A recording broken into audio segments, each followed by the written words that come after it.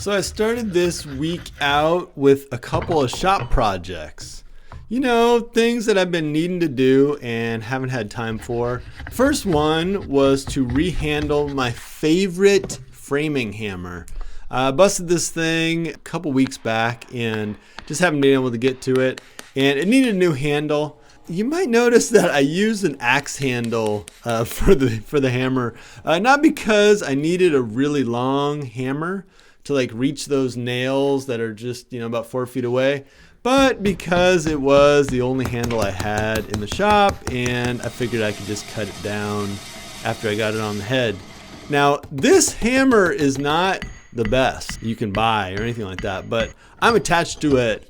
Melissa and I built a house a few years back, and every nail I put in by hand went in with this hammer, so I'm just kind of attached to it. I busted the handle and it needed to be replaced. So perfect thing for a shop day.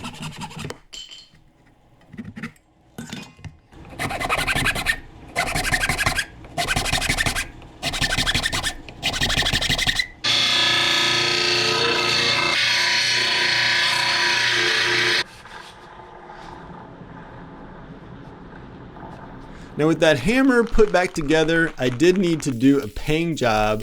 I've got a customer who has this fireplace surround. She didn't like the color, so I painted it over black. But in the middle of that job, I got a phone call on the shop phone. Yeah, hello. The call was about a chicken coop that needed to be rewired. All right, so I don't know all the details about this chicken coop job, but I'll tell you what I do know. Gal's got a coop. It's got like an indoor area and an outdoor area. She wants receptacles indoor and out.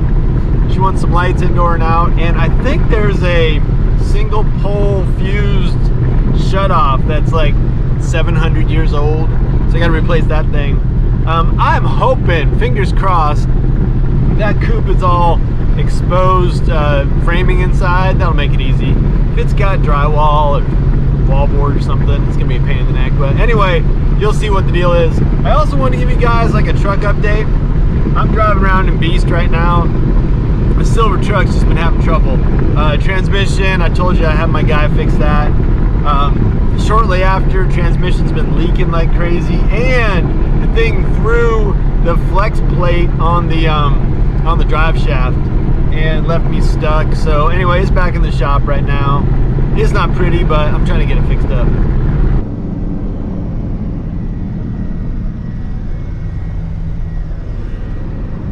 That was awesome. And when I got out to that coop job, man, it was perfect. In my opinion, like the perfect job on the perfect day. Inside, sort of. Not in a house where you got to take your boots off or anything like that. And really straight up, the gal wanted, like she said on the phone, some receptacles, some light, and it all needed to be wired with new stuff. So I just went to it. She didn't have a diagram or a plan or anything like that, but it was pretty straight up. Put in some outside receptacle boxes, the waterproof ones, and then wired up a bunch of lights on the ceiling on the inside. This coop actually has two parts. It's kind of cool. It's got like an indoor section where the birds will be secure and when they're in the brooder and everything, warm and all that, out of the wind. And then it has an outdoor section which will serve as a type of run.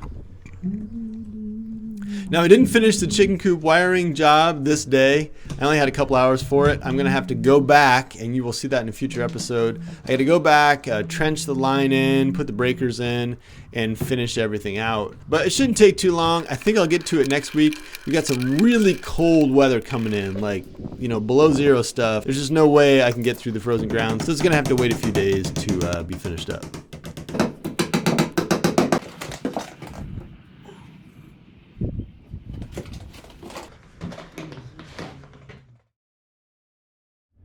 And then after the coop job, I headed back to town for a bathroom job. And this guy, as you'll see, had a bunch of water damage over the shower. Just steam and whatnot over the years. It'll wear out lath and plaster. And the job was just to rip out that kind of cruddy lath and plaster and replace it with some green board. Now, I don't know if you've worked with lath and plaster before, but it's kind of temperamental and not always the same. This stuff, because it had been moist over the years, kind of came off in big chunks and it wasn't all that dusty really. Sometimes to get rid of it though, you've got to like beat it with a hammer and just, you know, pretty much rip it off the walls and take the lath out too. But in this case, just the plaster came out. The plaster, if you haven't seen this, is held together with hair. No doubt, you know, you can see like black hairs and brown hairs. I've always been told it was horse hair, but I figure it was just like all kinds of animal hair in there. I don't know why it would just be horse hair. Anyway, that's the deal with plaster. You don't see it around that much anymore mixed in that way, just because of the popularity of drywall. I also just kind of rewired the light in the ceiling so that it was working and attached to the ceiling. And then I got back to that wall. Guy wanted green board, so I put up green board. You know, there are a lot of different things you can put in a shower to waterproof it and seal it and everything. Green board is just mold resistant, so it does a pretty adequate job. Put up the green board and then use my head to hold it in place. You got to use your head on a job. And then mudded it.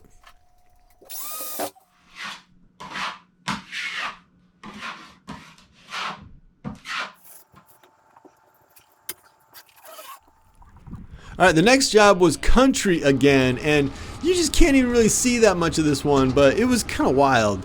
It was up in the attic of this structure. I guess you'd call it a pole barn. Anyway, there's a lot of moisture up here, and he's got a dehumidifier up there, kind of rigged up. Not rigged up the best, but anyway, my job was just to kind of level it out and get the hose connected so it could drain. That 2x4 is key. All right, now it's level. And you're worried about the plastic cracking. Like I said, it wasn't a perfect job. It was sort of one of those ones where you kind of wish you could do it a different way, but this was what he had set up, and at least we got it running. I think in the future, I'm going to get back in that attic and try to get the fan running so this whole thing can just be vented instead of dehumidified. All right, the next job was in town, and it was an attic of a different kind entirely. Check this out. This is some funky wallpaper. Like one of a kind. I've never seen anything like this. And the attic had a squirrel problem. I should say before I get too deep into this job that this was at a house owned by a couple friends of mine. People I've known just a million years, and they finally said, "Yo, Spencer, why don't you come over and fix a few things?" Whoa. Now that is a freaking fan, man. Check that thing out. That is like a serious fan. Whoa.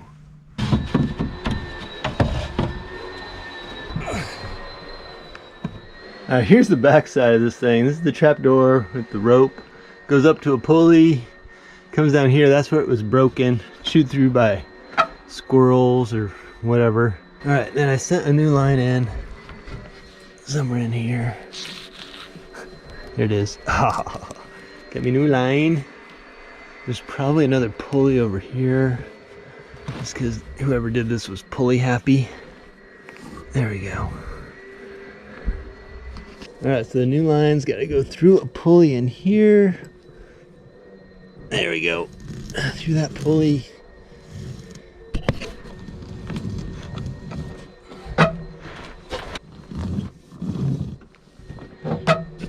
Alright, I think I got it rigged up. Basically the line attaches to this trap door over here, comes up, pulley number 1, goes down to pulley number 2, goes in through the wall, and we'll see at the bottom pulley number 3, in which should pull up and down this ratty old door. But check out that fan! Oh my god, it's a huge fan! With the trapdoor back in action, it was time to take care of the squirrels. As you can see, the squirrels were coming in here. It's kind of like a big grand entrance for them. And it looks like most of their nesting stuff is down there.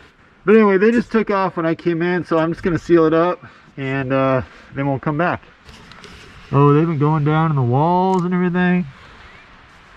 Nice. Now, I wish I would have cut this on camera, but right when I came over to this section of the attic, 3 or 4 squirrels ran out that hole, so they were definitely up in here.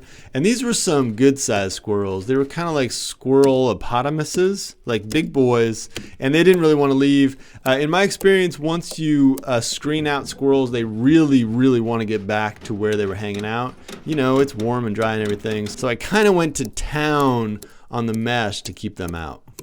All right, here's a look at the squirrel proofing stuff. You can see I've got this pretty heavy gauge steel mesh. I call it construction cloth up here. Stapled every couple inches, covering the whole entrance. And then now I just got to go around to all the other entrances in the attic and do the same thing.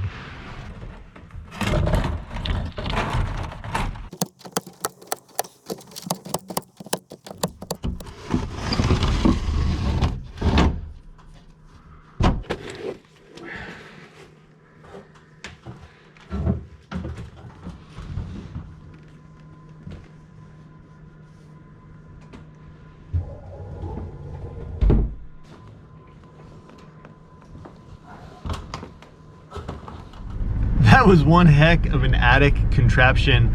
In case you didn't realize, the deal with that was that you were supposed to pull your string and lift up that trap door, and then that would give air access for the fan, so the fan would then suck the air out of the house. But those guys don't use that. Since the 1950s or whenever that contraption was built, the house has been insulated up in the attic. It's all blown insulation, so if you ran that fan up there, it would just make a tornado of insulation. So anyway, at least the trap door is working, so you can get access up in there, even if they won't be using it in the summer.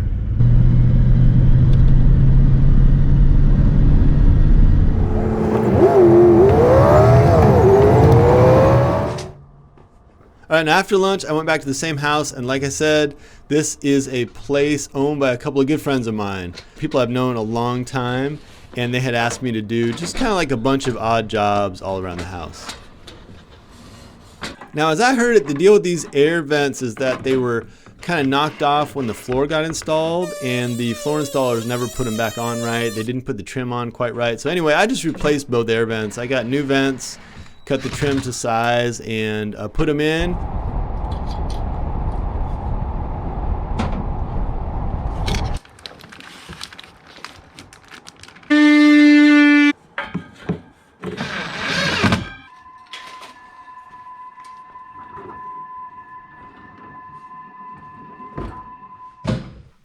And then a couple more jobs at their place were in the back bathroom. One was to fix the lights. There were some old can lights up there, and I just replaced them with some LED can lights. You know, I don't know if you've seen these before, but there are LED can light retrofit kits you can get that just screw into the original bulb, and they just go in quick. These are probably like 3 or 4 minutes each to install, and they just really upgraded the light in this room.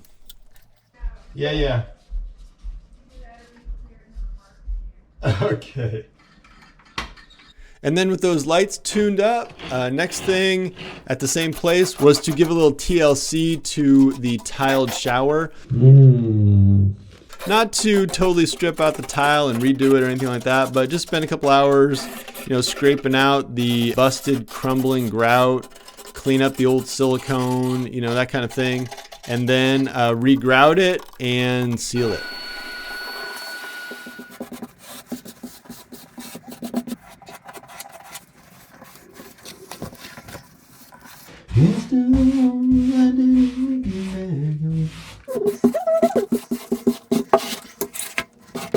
All right, thanks for checking out my Handyman Diaries. This is episode 21. And just like every other episode in this diary series, this is not necessarily the story of how to do it, but instead just how I did it. Thanks for checking it out, and I'll see you in the next one.